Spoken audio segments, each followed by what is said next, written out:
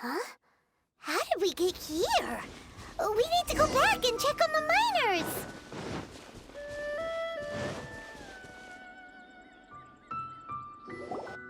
So there you are. My men and I found your clues and followed them straight here. We found Mao in a tent at the campsite unconscious. It seems he'll be okay. Sadly, we found no trace of the other three. Huh? Young Kun, what is... Nothing. Pay it no mind. Those 3 miners are over there, in that cave. Cave? What happened? They're exhausted, but not in danger. Don't worry.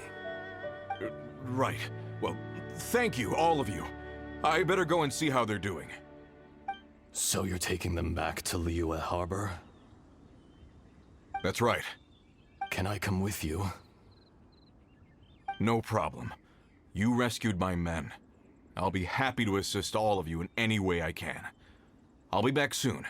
I need to assess their condition. Kunjun, we should be calling you Ezda. You're coming back to Liyue Harbor too, right? Not I. Merely this body. Once I'm gone, the true owner will accompany the miners back to Liyue. Kunjun hails from a family of famous artisans. He too will be famous in time. It would be a shame for someone of his talent to go missing. You always did have a great admiration for blacksmiths. Curious how swords and daggers are blind, yet their creators see so much. Perhaps empathy is mankind's proudest achievement after all. Ezda, I am no longer the Geo-Archon. I can sense it. Today I am just an ordinary citizen of Liyue. Even you met such a fate. Let's get the difficult part out of the way. I cannot guarantee that I won't be awoken a second time. No matter. If that day comes to pass, Liyue must prepare itself to face you. And how will Liyue fare without Rex Lapis? Even without a god above, this remains a nation of men. I was once their god. I ought to be here to witness their rise and fall. All life is shaped and then ground away by the endless flow of time. You were always the strongest among us. Yet, it would seem that even you have been eroded. That's unimportant. Fate is ordained by heaven. Even if our mission had already concluded, it would be cowardly not to strike out on the road of departure. You may live forever, doomed to a lonely existence. Yet, even this is temporary. When you reach the end of time, those people, those past and future relationships predetermined by fate, they will be waiting for you. I do not pretend to match your rhetoric when it comes to the subject of a life long lived.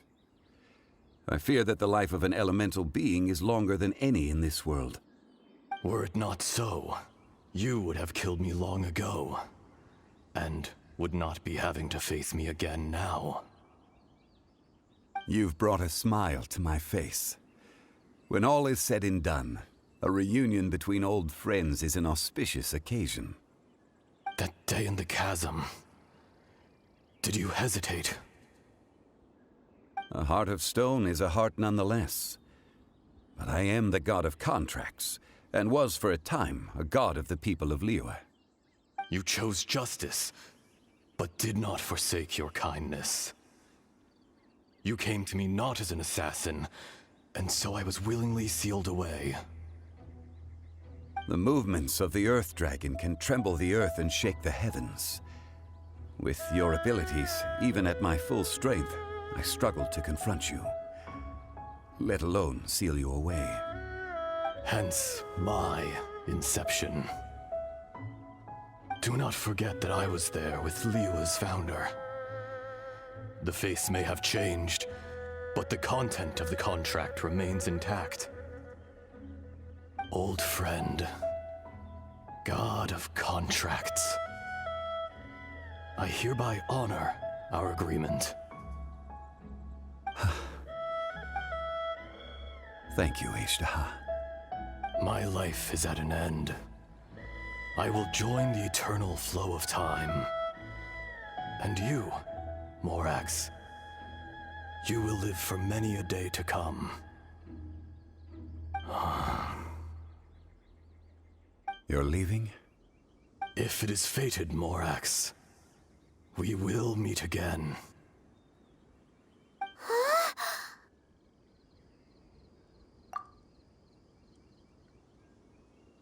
Yes. Don't be alarmed. He's only asleep. Wow, that was so weird. It was like he suddenly became another person. In fact, we have yet to meet the real Kunjun.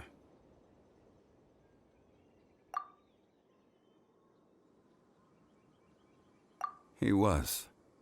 Centuries may have passed since then, but events from 1,000 years ago remain crystal clear in my mind.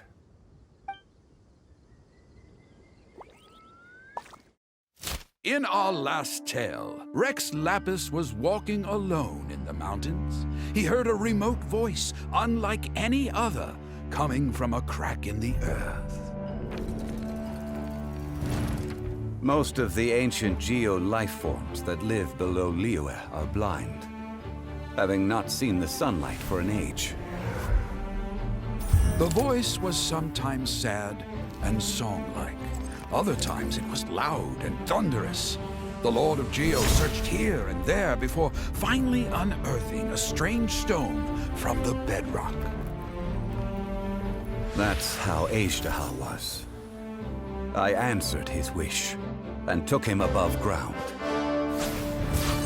The Lord of Geo took pity on the rock spirit and carved it into a magnificent work of craftsmanship, a vivid representation of a dragon.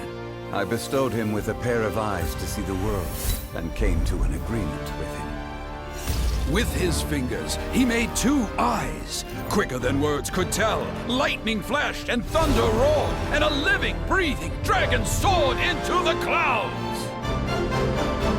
I agreed to let him live among the people above ground. But if the day ever came when he brought ruin to order, he would once again be sealed in the dark. The dragon accompanied the Lord of Geo, fighting campaigns alongside him in the 4 corners of the world. We have a saying to eulogize these events. The crash of a spear brought billowing dust. The mountains and waters made way at the sound. The sight of a dragon bestowed with a touch the promise of rainwater blessing the ground.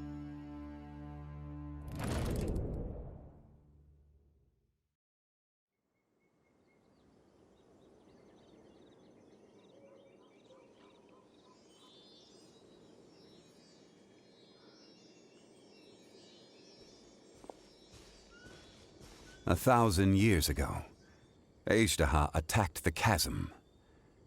I tried to obstruct him, fighting him tooth and nail down the length and breadth of the mine.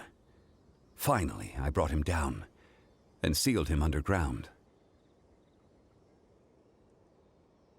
During that battle, Dragonfall was born.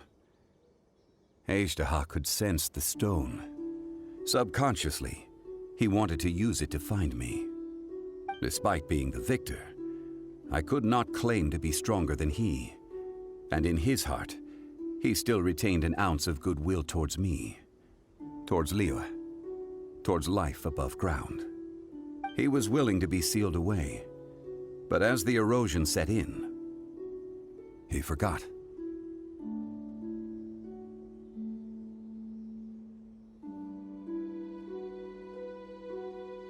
Even I cannot avoid it.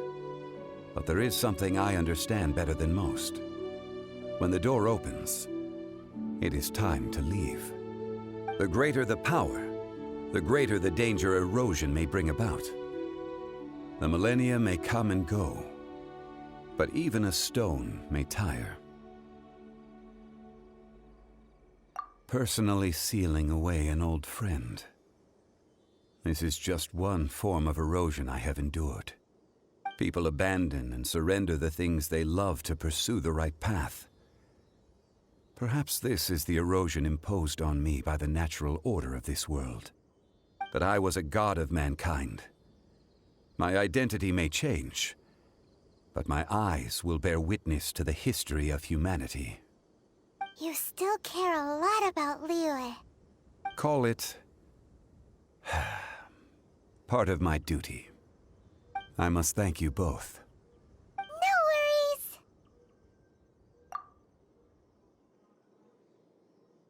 Oh?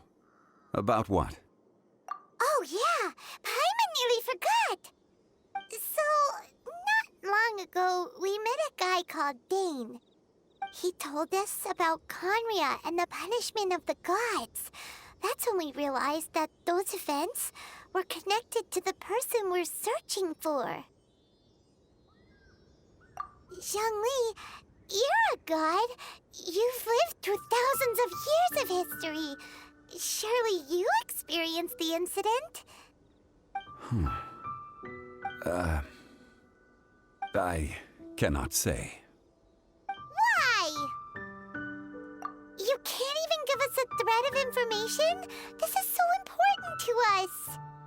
I understand, but I must apologize. This is my contract. You mean another past grievance? Like the incident with Ejda? Too painful to talk about?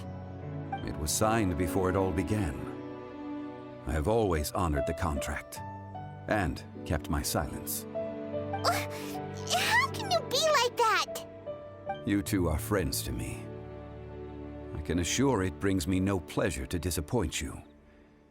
But as the god of contracts, I cannot go back on my word. Would you be ready to find out? It appears your understanding of this world continues to grow. There are many events of ages past, many secrets that lie hidden. They have been eroded by time, forgotten by the people, abandoned. But you are capable of finding them and bringing them into the light. Those who come to witness will witness. Those who are born to remember will remember.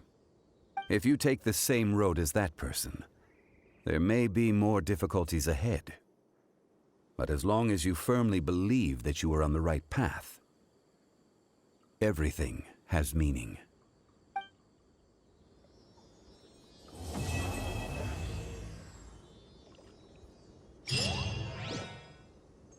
This tablet was erected by Mountain Shaper. It names Ejdaha as a terrible dragon, and serves as a warning for later generations to stay away from this place, from the seal. It's a shame. There is a fine line between good and evil. If the good and evil within him could be summarized in a single sentence... Well, never mind.